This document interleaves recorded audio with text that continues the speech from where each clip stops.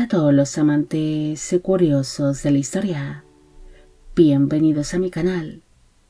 Hoy os traigo la vida de María Luisa de Austria-Toscana. Ella fue una princesa italiana que acabaría sufriendo de una discapacidad física que marcó su vida y su destino.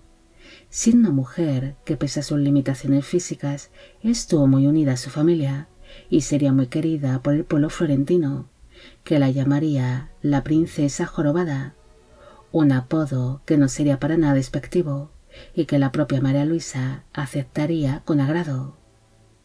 Esta biografía es realizada por petición de Elisa Araneda y Jesús Ignacio Sánchez.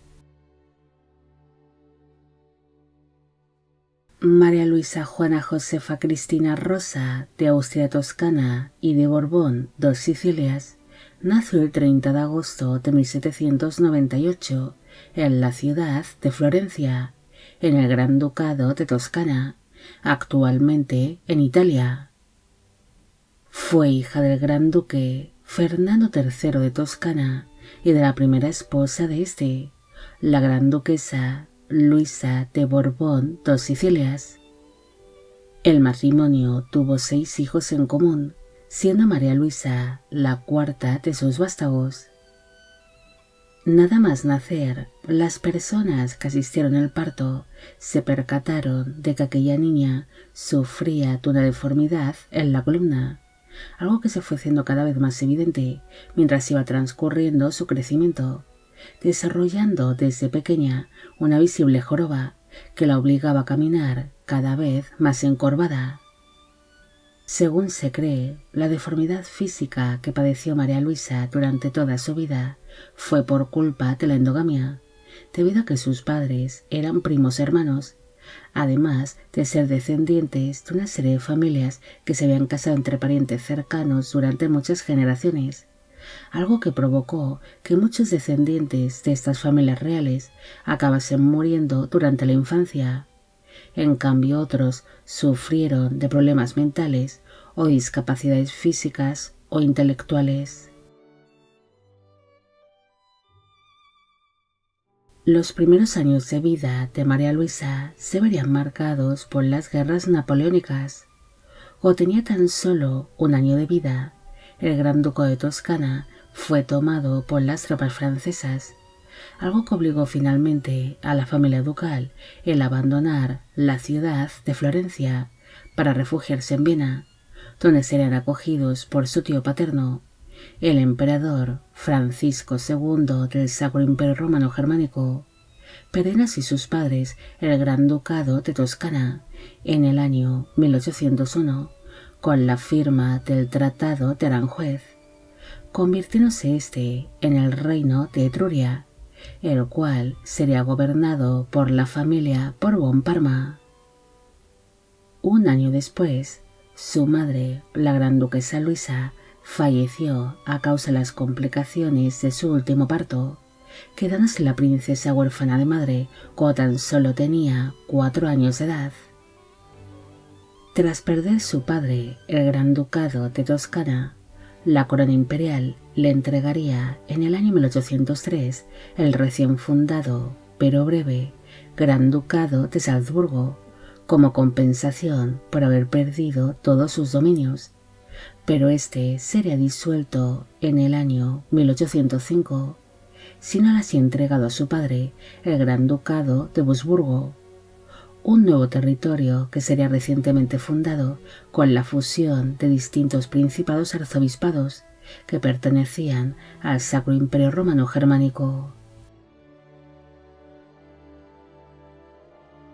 Parte de la infancia y de la adolescencia de María Luisa transcurrieron en Austria y en el Gran Ducado de Wurzburgo, pero la princesa pronto sería descartada como posible novia para un gobernante o príncipe de la época, ante la discapacidad física que padecía. Decidieron así su familia que la princesa permaneciese soltera para el resto de su vida. En el año 1814 se produjo la primera abdicación de Napoleón Bonaparte y gracias al Congreso de Viena, su padre pudo recuperar el Gran Ducado de Toscana, regresándose la familia ducal a la ciudad de Florencia. Durante su estancia en Florencia, la princesa fue nombrada como abadesa del Instituto de Mujeres Nobles de dicha ciudad, aunque seguiría estando muy unida a su familia, especialmente a su padre, realizando a menudo junto a distintos familiares suyos una serie de viajes a la ciudad de Pisa, donde la gran familia ducal pasaría una serie de estancias vacacionales. En el año 1824 falleció su padre, Fernando III, convirtiéndose así su hermano Leopoldo en el nuevo gran duque de Toscana, bajo el nombre de Leopoldo II. María Luisa estaría muy presente dentro de la corte de su hermano, siendo una de las figuras habituales de la misma, llevando una vida tranquila y apacible en Florencia, debido a que a causa de sus problemas físicos, su movilidad cada vez sería más reducida con el paso de los años. Aún así, seguiría estando muy presente en los eventos y en las ceremonias, además de que dedicó gran parte de su vida a realizar numerosas obras de caridad, algo que ocasionó que gozase del gran aprecio del pueblo florentino, siendo llamada como la princesa jorobada, un apodo que no sería para nada despectivo, sino que sería puesto con cariño por sus súbditos y que parecían importarle demasiado a María Luisa, quien nunca se mostró triste por su discapacidad física, ya que siempre fue muy querida por el pueblo y por su propia familia, al ser una mujer cariñosa, dulce, agradable y bondadosa, siendo consciente desde pequeña de su condición física y de las limitaciones que tenía. Se sabe que la princesa también gozó del cariño de distintos parientes suyos austríacos, intercambiando numerosas cartas con su prima, la antigua emperatriz de los franceses y duquesa de Parma, María Luisa de Austria, con quien entabló una buena amistad. Finalmente, María Luisa acabaría falleciendo el 15 de junio de 1857, a los 58 años de edad. No hay mucho más que decir sobre María Luisa.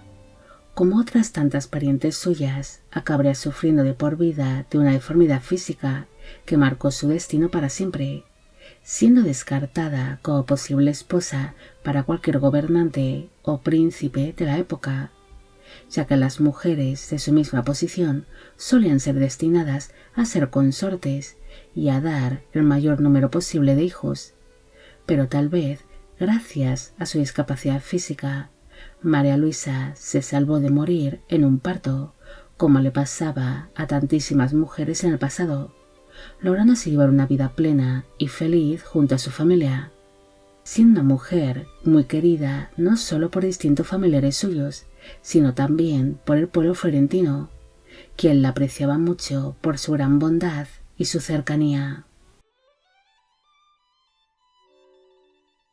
Bueno amigos, llegamos al final de la vida de María Luisa de Austria-Toscana. Espero que os haya gustado esta historia y espero a Calisa Araneda y a Jesús Ignacio Sánchez también. Como siempre, agradeceros todo el apoyo que recibe el canal. Mil gracias por ver los vídeos que voy realizando y quisiera agradeceros de corazón el que forméis parte de Biopic Channel. Hoy me gustaría saber qué os ha parecido esta historia y si conocéis a otros miembros de la realeza o de la nobleza que hayan sido jorobados. Y con esto me despido. Hasta la próxima.